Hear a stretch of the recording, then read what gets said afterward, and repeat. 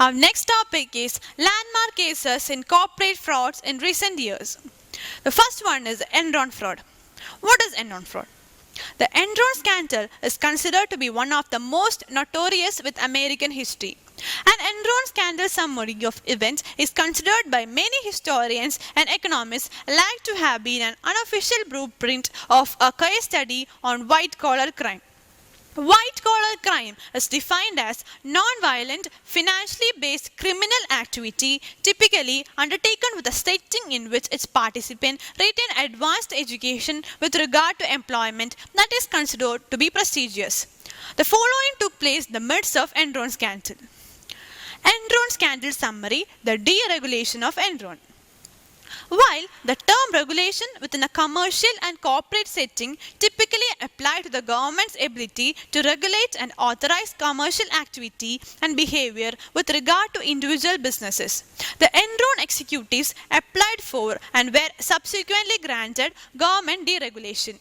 As a result of this declaration of deregulation, Enron executives were permitted to maintain agency over the earning reports that were released to investors and employees alike. Enron scandal summary, misrepresentation. By misrepresenting earnings report while continuing to enjoy the revenue provided by the investors, not provide to the true financial condition of Enron, the executives of Enron embezzled funds funneling in from investments by reporting fraudulent earnings to those investors. This has not only proliferated more investment from current stakeholders, but also attracted new investors desiring to enjoy the apparent financial gains enjoyed by the Enron Corporation. Then, the Enron scandal summary, embezzlement. An Enron scandal summary of the act of embezzlement undertaken by Enron executives may be defined as the criminal activity involving the unlawful and unethical attainment of monies and funding by employees. Typically, funds that are embezzled are intended for company use in lieu of personal use. While the Enron executives were pocketing the investment funds from unsuspecting investors, those funds were being stolen from the company, which resulted in the bankruptcy of the company. Then, Enron scandal summary, losses and consequences. Due to the action of Enron executives, the Enron company went bankrupt. The loss sustained by investors exceed $70 billion. Furthermore, these actions cost both trustees and employees upward of $2 billion.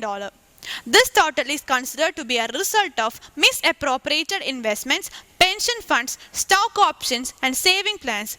As a result of the government regulation and the limited liability status of the Enron Corporation, only a small amount of the money lost were ever returned.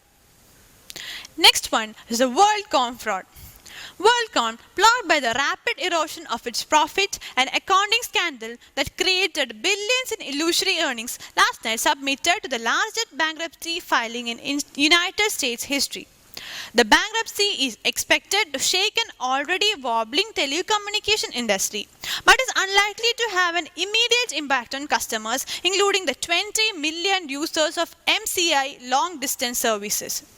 The WorldCom filing lists more than $107 billion in assets, far surpassing those of Enron, which filed a bankruptcy last December. The WorldCom filing had been anticipated since the company disclosed in late June that has improperly accounted for more than $3.8 billion of expenses. Next one is Bearing Bank case. In 1995, the financial markets were shaken by a massive scandal. Barings, one of the most prestigious banks in the United Kingdom, was bankrupt following losses caused by Nick Leeson, one of its traders, aged 28 years. London, beginning of the year 1990. The prestigious Barings Bank sent one of their traders, a young Englishman named Nick Leeson, born in February 1997, to work in its Singapore branch. Baring is one of the most reputable financial institutions in all of the United Kingdom, founded in 1762 by the Dutch Johan Baring, who has immigrated to England. Barings formed part of the country's history. Even the Queen of England was among its clients. His adolescence was spent at Waterford, where they attended high school, where after he began to work at Coutts and Company and then spent 2 years at Morgan Stanley. Here, he took up a position as an operation assistant, allowing him to become familiar with the financial markets, which was gaining more significance towards the end of 1980s. Lesson then joined Barings. He quickly made a good impression within the respectable establishment. He was promoted on the trading floor and in 1990 was appointed manager in Singapore, where he had to operate on the futures of Cymex. A relentless worker, Nick Leeson quickly became a re-owned operator of derivative product market on Cymex and is considered as one of those who moves the market. From 1992, Leeson made unauthorized speculative traders that at first made huge contribution for Barings, up to 10% of bank's profit at the end of 1993. He became a star within the organization, earning unlimited trust from his London bosses, who considered him nearly infallible. However, he soon lost money in his operations and hid the losses in an error account, or claimed that the account had been opened in order to correct an error made by an inexperienced member of the team. And the Barings seemed completely inefficient. At the end of 1994, his total losses amounted to more than £208 million, almost half of the capital of Barings same time. Leeson hid documents from statutory auditors of the bank, making the internal control off. On January 16, 1995, with the aim of recovering his loss, Leeson placed a short straddle on Singapore Stock Exchange and on Nikkei Stock Exchange, betting that Nikkei would drop below 19,000 points. But the next day, the unexpected earthquake of Cape shattered his strategy. Nikkei lost 7% in the week, while the Japanese economy seemed on the verge of recovery after 30 weeks of recession. Nick Leeson took a $7 billion value future position in Japanese equities and interest rates linked to the variation of Nikkei. He was long on Nikkei. In the 3 days following the earthquake of Cape, Leeson bought more than 20,000 futures, each worth $180,000. He tried to recoup his losses by taking even more risky position, betting that Nikkei Stock Exchange would make a rapid recovery. He believed he could move the market, but he lost his bet, worsening his losses. They attained an abysmal low, more than double the bank's capital, who is now bankrupt because his own capital would be insufficient to absorb the losses generated by Leeson. The next one is the Satyam case. It is about corporate governance and fraudulent auditing practices allegedly inconvenience with auditors and chartered accountants. The company misrepresented its accounts both to its board, stock exchanges, regulators, investors, and all other stakeholders. It is a fraud which misled the market and other stakeholders by lying about the company's financial health. Even basic facts such as revenues, operating profit, interest liabilities, and cash balances were grossly inflated to show the company in good health. The promoters are primarily culprits, although it is almost impossible to misrepresent such facts without the convenience of auditors and some executive board members.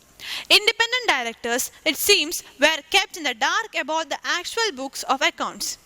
The role of external third-party auditors, who were tasked to ensure that no financial bungling is undertaken, carry out promoters' interest, or hide fact, has also been brought to question.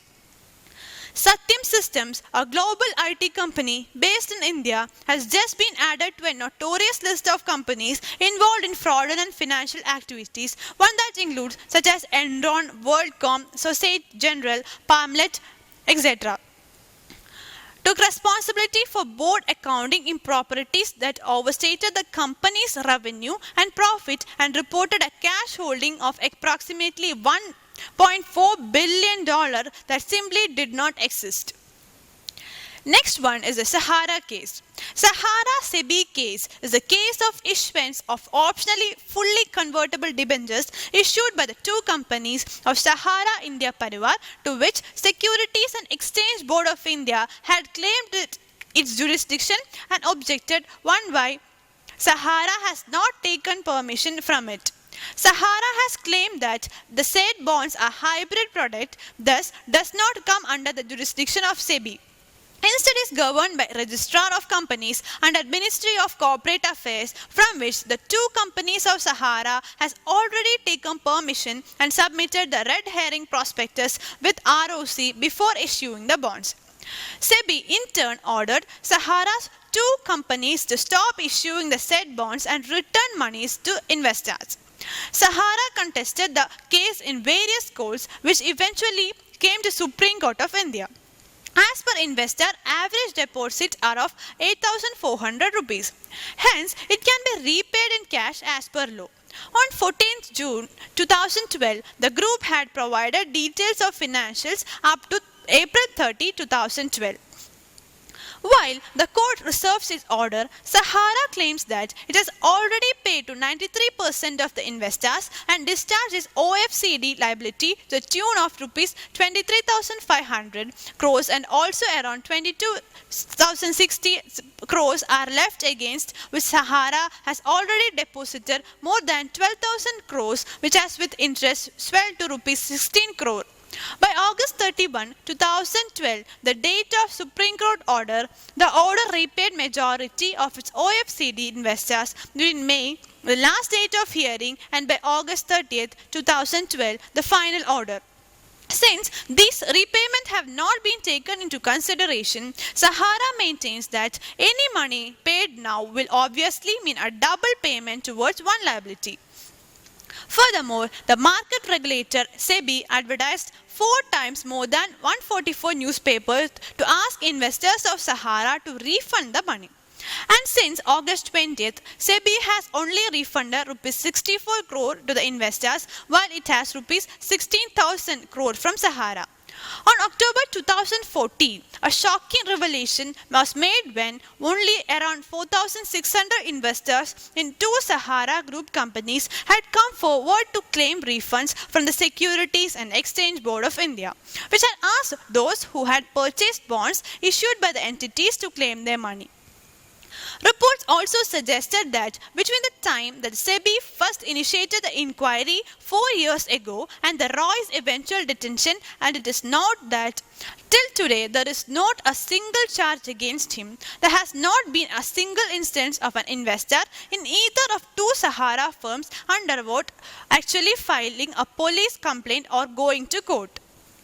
The case itself comprises big numbers such as collection of rupees 24,000 crore from 3 crore individuals, while once in 2013, Sahara sent 127 trucks containing 31,669 cartons full of over 3 crore application forms and 2 crore redemption vouchers to SEBI office. Apparently, this has resulted into a huge traffic jam on outskirts of Mumbai, where the regulator is headquartered. SEBI, on the other hand, because the trucks reached after the office hours, SEBI rejected the second batch of files, which as per Sahara contained 25% of investor information.